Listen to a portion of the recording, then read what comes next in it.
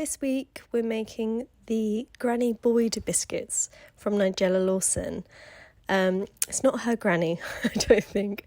I think it's actually her editor's granny, but they're a really simple chocolate biscuit. There's just 4 ingredients, and you do need a mixer or a strong bicep. But they're kind of a quick and easy, quick and dirty biscuit.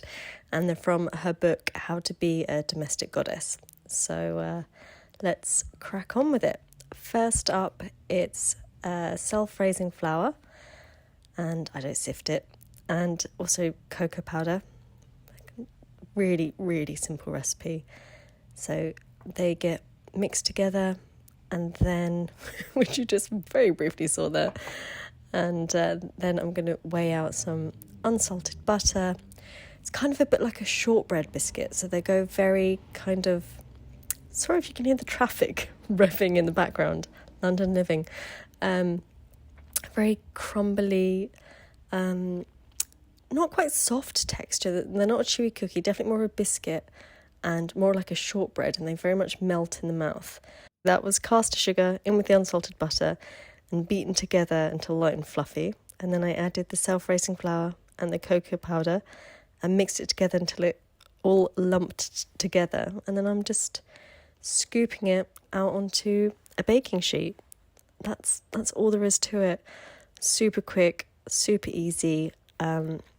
Once they're all spaced out, about the kind of size of a walnut. So my presentation wasn't great. I needed biscuits, so I'm not too worried about how it looks. But then I'm using a fork. I don't know why I hesitated. Using a fork to kind of flatten it down and neaten it up a bit, just so they look a little nicer. And then they go into the oven for, it's about 25 minutes. So they cook at about, I think it was like 170 fan for 5 minutes, and then 20 minutes at 150. Some odd shapes going on there, but they get eaten very, very quickly.